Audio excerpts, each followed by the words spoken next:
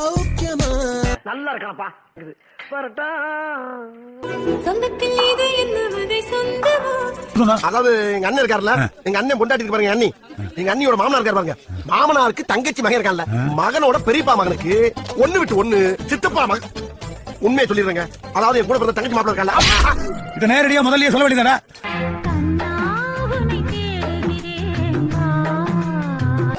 என்ன என்னைய தேடுறாங்க, இதான் இங்க இருக்க பார்த்தா என்னைய குள்ள சொல்ல பாக்குறாங்க, நடக்காதா, நான் இங்க இல்ல, ஐயோ என்ன நானே போட்டு கொடுத்துட்டேனே.